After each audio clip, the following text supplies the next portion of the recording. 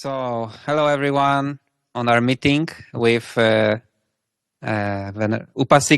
Viveka, and I will introduce her. She's an advanced Dhamma practitioner who's on 8 precepts for over 20 years and living in seclusion and practicing in seclusion. What that means is that she lives like an ascetic, keeping all the ascetic precepts. And, living like that for 20 years requires a lot of effort in practice and having good meditation and lots of wisdom. So she also lives in a Kemavara sanctuary, which is like her place where which she bought. So there's a sanctuary for wild animals. So all the animals that are on this land cannot be harmed. Which is important in Australia. And she's, of course, basing her practice mostly on teachings of the Buddha, but also she's connected with Ajahn Brahm Ali, and in general, Bodhinyana Monastery and Buddhist Society of Western Australia. So I know that it's important for many of you because you love Ajahn Brahm. So she's a friend, and from my personal perspective, she was my mentor for 3 years, and she still is in a way. So I had a lot of, I learned a lot from her, and I thought that I would organize this so you can learn from her as well, because it was such a value for me. So I hope it will be also a value for you. And so there is not much Dhamma talks of Viveka yet online. There are like 2 maybe or 3. But let's change that, and there will be more of them, so you can use these resources and taste this wonderful Dhamma. So, that's the introduction, and there will be guided meditation, Dhamma talk, and Q&A. And now I give voice to Viveka. Thank you, Piotr. That was such a kind and lovely introduction. Thank you so much. That's really, really touching. Just one little correction. I've been living and practicing in seclusion for over 20 years, but I've only been on the 8 precepts for about 14. So we need to get right about all the technicalities. Okay, thank you for correction, and sorry for a mistake. No, I don't think I ever made it clear. And for those who, I've been formally accredited as an advanced Dharma teacher by the BSWA. The line there is very clear. So I'm definitely a disciple of Ajahn Brahm and Ajahn Brahmali. I'm very happy to be here. What I wanted to do was share a very uplifting story with you all about an experience that I've had very recently. So the topic is Death Without Stress, an uplifting story about the fruits of practice. And I've been very blessed in my life. I've been close to the death journey of 2 people, 2 of the closest people in my life, my best friend and my mother, who died a few weeks ago. And so this is a true story and a real story about what a difference a little bit of preparation can make in having a good death. And it's so inspirational. And I find it such a gift that I want to share it with you all, because this is a fruit of practice that's available to everybody. So on the path, we often think that the fruits are something in the far distant. But it isn't really. We have fruits of practice, delicious, beautiful fruits of practice all the way along.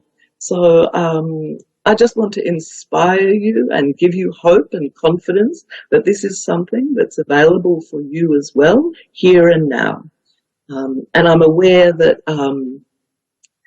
talking about death is very difficult for a lot of people. And I'm not sure about the culture in Poland in general terms. But here, most people find it a difficult thing to talk about, and they view death. People would rather stick their head in the sand than actually talk about it and think about it. And from my experience, this has very bad results. And so we need to treat it as a natural thing and to reduce the fear about it and talk about it in good and wholesome ways. And then we can all have a peaceful, calm, good death. So that's my intention today, to share this wonderful gift that I've received with you. I've got a few notes and a few dot points.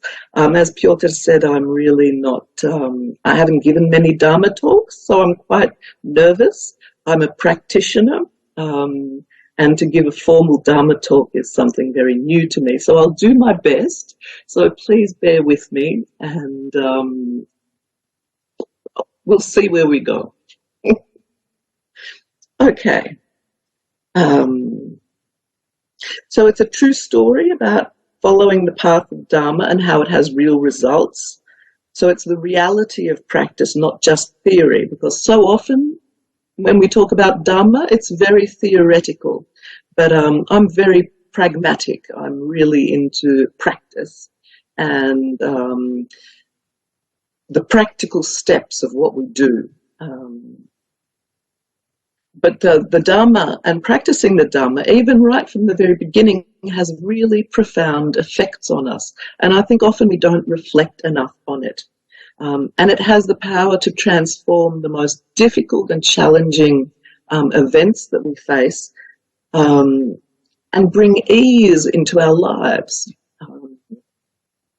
I'm so grateful that I found the path, and it's made such a profound difference to me that I want to share this and inspire others to do that as well.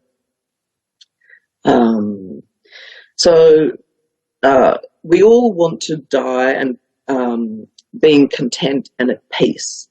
And it's possible to do that. It just takes a little bit of preparation. So when I was helping my best friend die, I spent 6 months with her. She died from cancer, and I was with her the whole way, and that wasn't a very good death. And I came back and I was talking to my mother about it, and she's always been very, very afraid of death. And so she asked me to do for her what I did for my friend. And so for the last 3 years, we've been doing a little bit of preparation.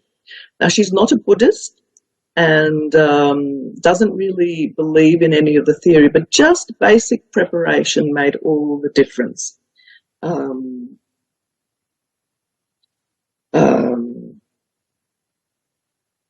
Okay, and really the fruits of this were evident in how she died, and it's a real gift and inspiring. Okay, sorry. So she managed to die well and reconciled and at peace, even though it was a very difficult death.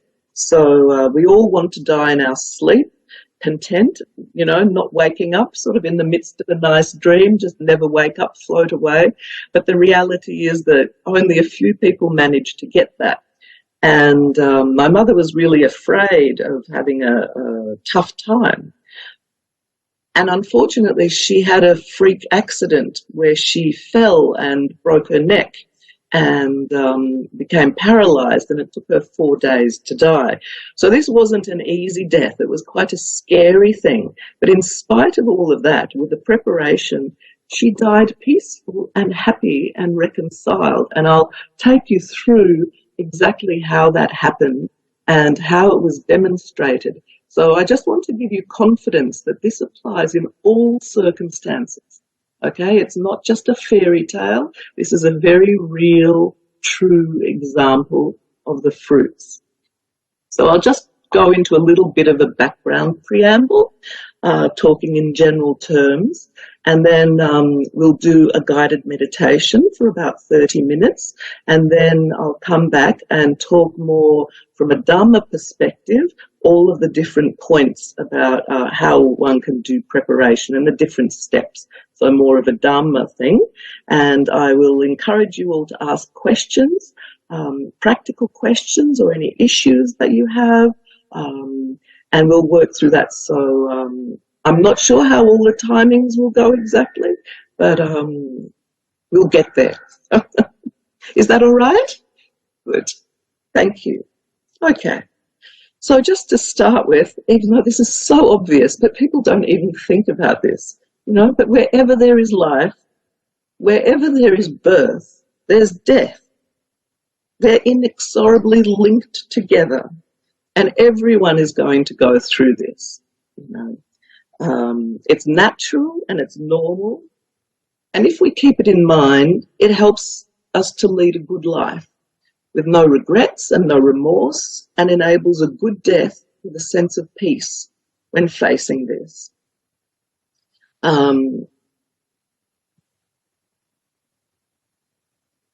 Okay.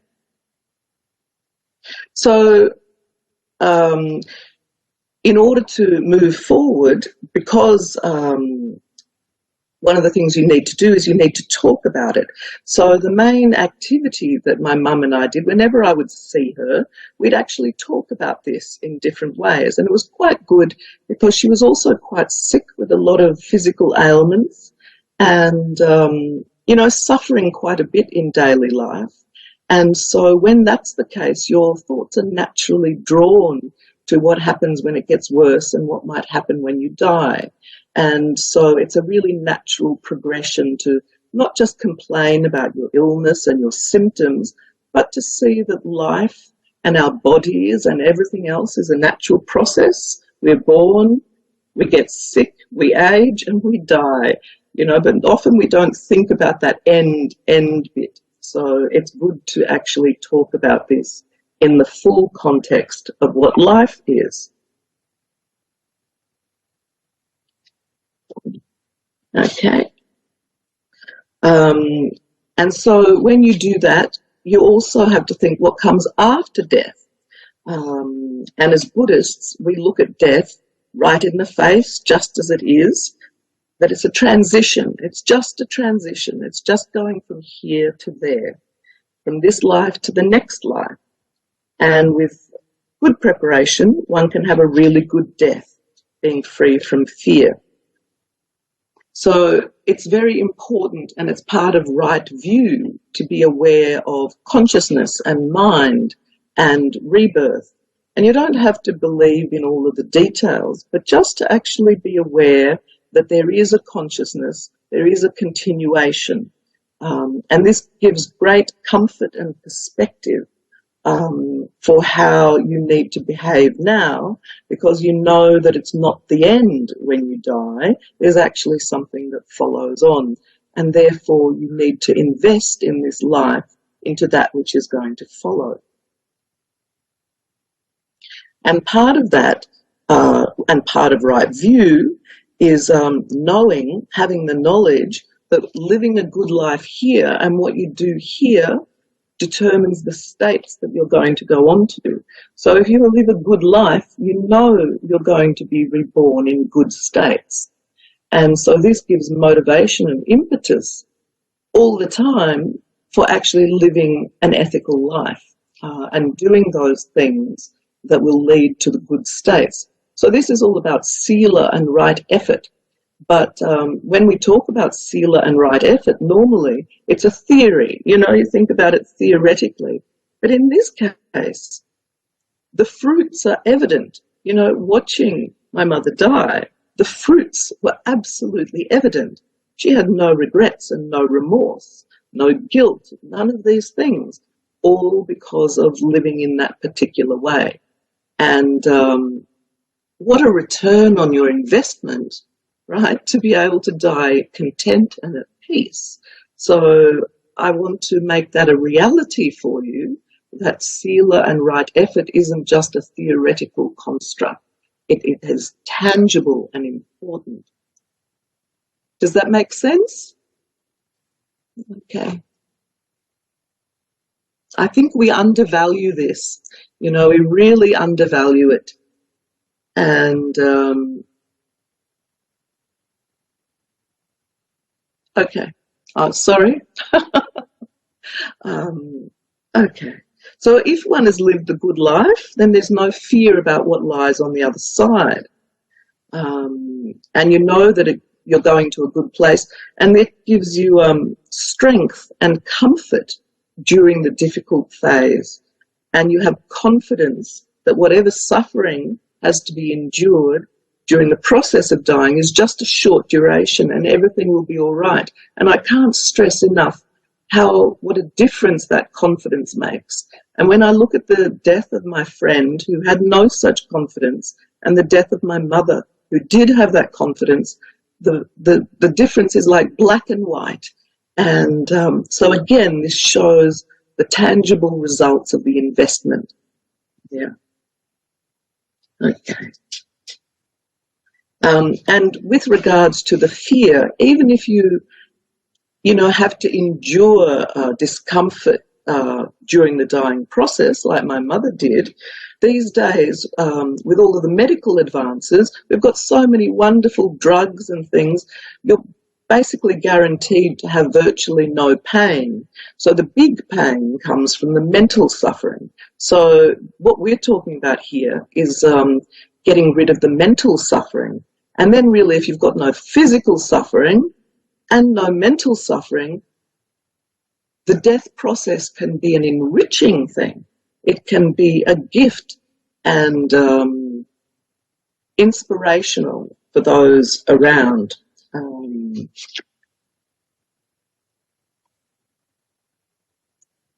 Okay.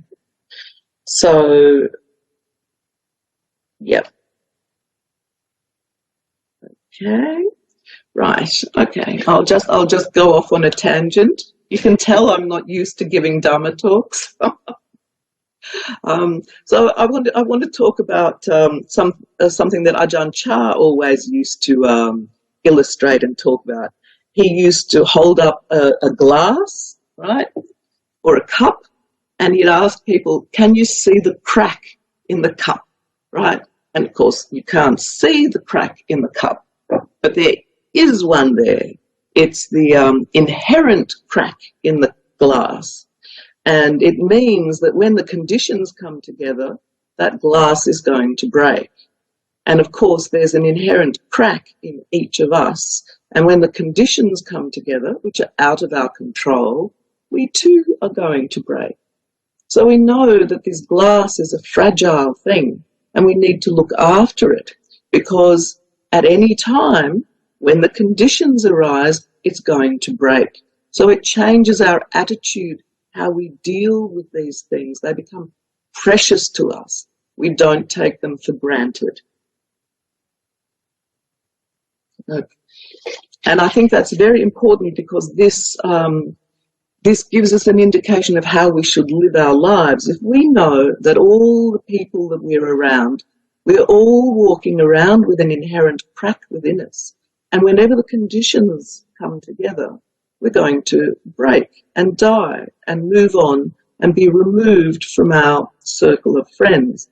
So that means that if you have this in mind, you're going to be kind, right? How are you going to treat something carelessly and throw it around and, kick it around when you know it's got a crack in it, right? You're not. You're going to take care. And if this is front of mind, whenever you interact with anyone, you see the crack, it brings you back and enables you to live in a compassionate way. All of those little niggles, all of those things, they're really not important. And so if you think this is the last time that I may see this person, how do you want to speak to them? How do you want to leave? And, we all struggle with ill will and frustration and irritation and everything. And often they talk about the antidote to that is to think of them as being conditioned beings. That's one way to do it. But the other way to do it is to remember that there's an inherent crack, and life is not guaranteed. At any time it can be stopped. And when you remember that, it puts everything into perspective. So the little things become irrelevant. The important things are highlighted. So I think this is a very nice way to view all of the people around us. So it helps to care for and appreciate each other in the present moment. So, and we never know when the time will come, because my mother, she came down for breakfast and sat down at the breakfast table and started drinking her cup of coffee. And she put down her cup of coffee and was going to go upstairs to the bathroom. And she fell and broke her neck and had to go to hospital. It took her 4 days to die. But she never came back to finish that cup of coffee. And this is the thing, we all will often think that death will somehow, you'll have some warning or there'll be some plan or something, but that inherent crack is there.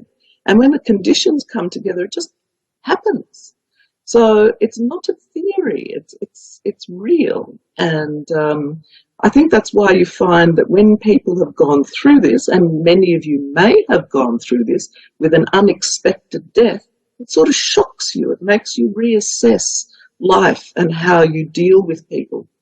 And I have to say, this isn't a tragedy. This is normal reality. And if we're prepared for it,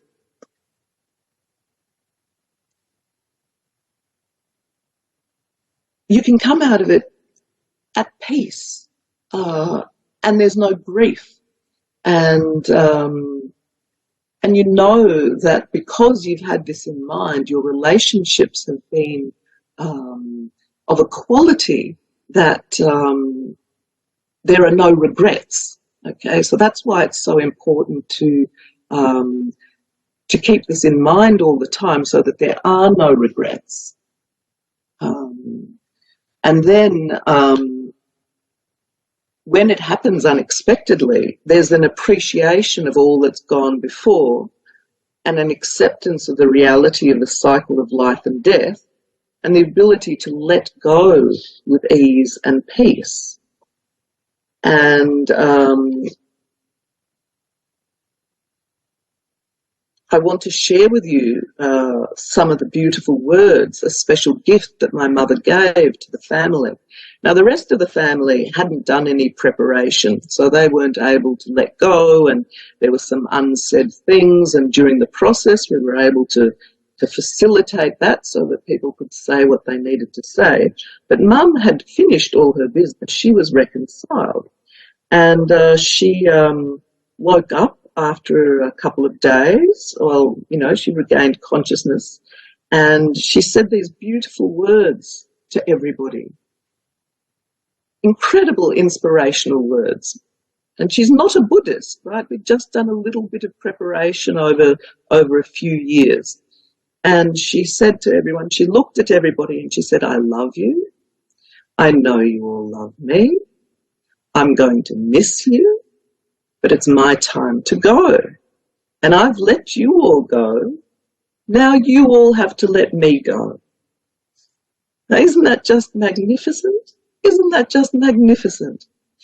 It's magnificent because she was reconciled and at peace. And by saying that, everyone could see that. And it also put the onus onto them to say, well, you have to let me go too. So it's a two-way thing. And it put them at peace, and it gave them great comfort. So this preparation for a good death is not just for yourself, but it also eases the situation for all those around you. Yeah.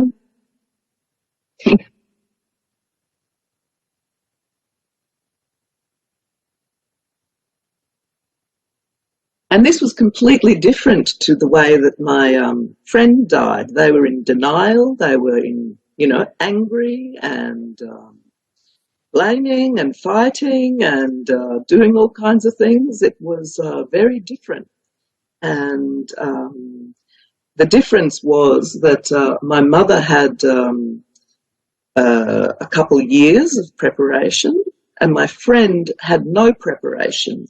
And doing work with her on this just in the last, she was in denial for the first 8 months of her illness, and only in the last 4 weeks did she come to accept it. And then we started the preparation.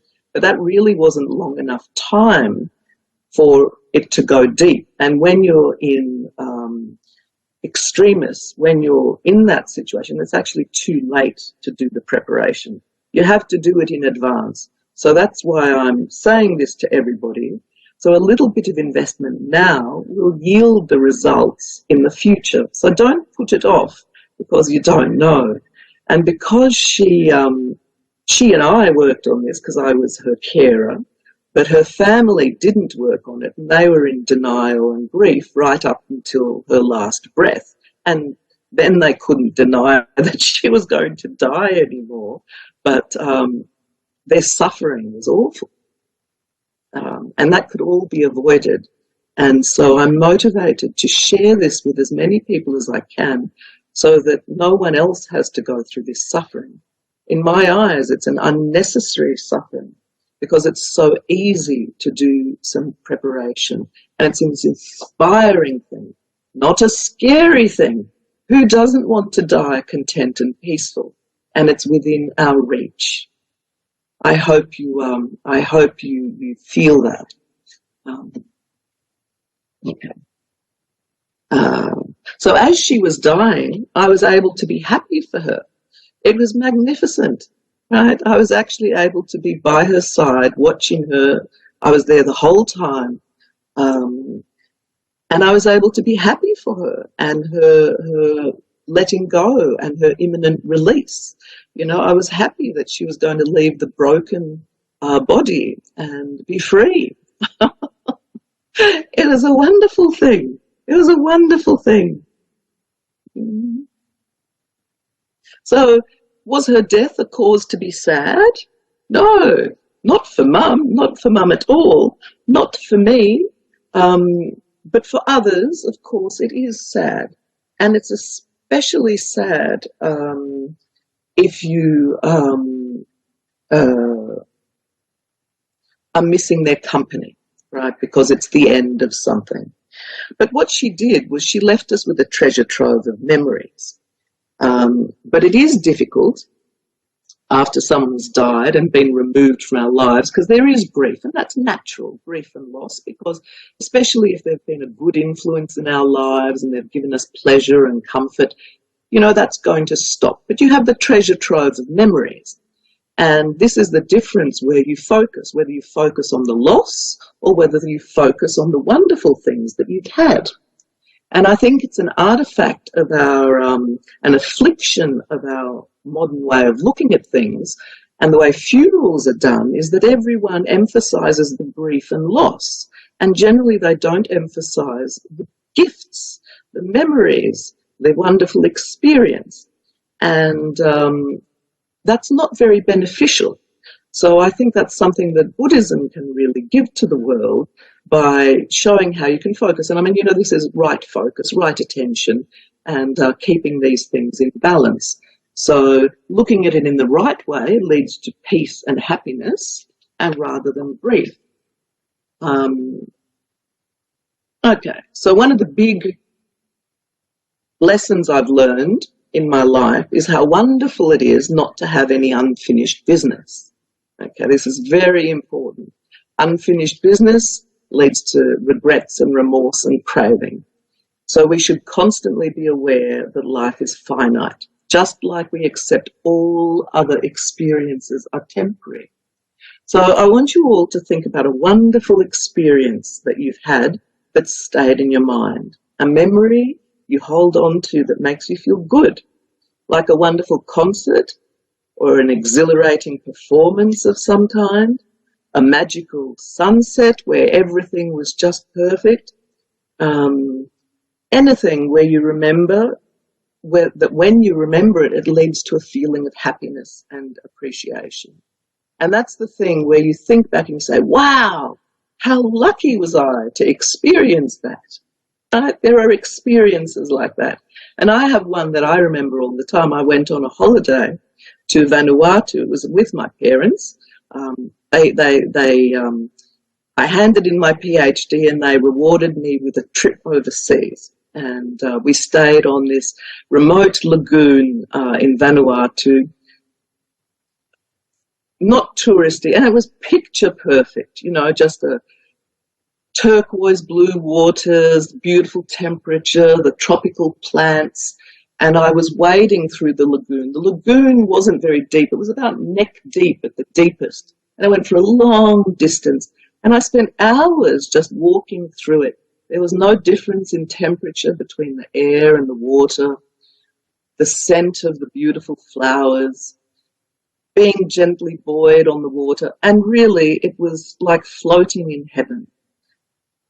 You might be able to tell I'm remembering it now, and it's transporting me back there to the beautiful feelings, right? But that experience ended. It was impermanent and temporary. But am I sad? Am I saying, oh, I'm never going to have that experience again? No, I'm remembering how magnificent it was. And I remember it and dwell in that thought whenever I want to feel at peace and relaxed. When I'm agitated, all I have to do is put my mind back and I re-experience it, and it's magnificent. And so this is what we can do, remembering the good aspects of the times we've shared with someone, the gifts they've given us, and rejoice in those rather than focusing on the grief of loss, that it's finished now. Of course it's finished. It's always going to be finished. Every single experience is temporary and going to be finished. This is all a question of good attention, where you focus. I hope that resonates. So whenever I recall that, I appreciate that experience with gratitude, and gratitude is such an important emotion here. And I just say, wow, how lucky am I to have experienced that? How lucky am I? Right? Of course it finished, but how lucky am I that it was there? There's just appreciation and gratitude. And if we can apply this way of remembering people we love, there's no grief, or much less grief, because of course you're going to be sad, you know, but it's about the balance. So, so many wonderful memories. And it's exactly because we know that life's finite that we can use that to inspire us to live our best lives, appreciating every moment, right? So if I was in that lagoon, wading through that water, planning what I was going to do next week, that wouldn't have been a nice memory. I wouldn't have had that memory at all, because I'm not focusing on the present and what's actually happening. I'm not appreciating what's happening. And this is why this type of life lesson is so important, because we can appreciate the time we are spending with the people in front of us, that we care for the person in front of us. We know it's precious because it's finite. Okay, sometimes we all have difficult situations and you're saying, oh, I hope this is finite. I hope it finishes soon. But again, that's just the way of focusing.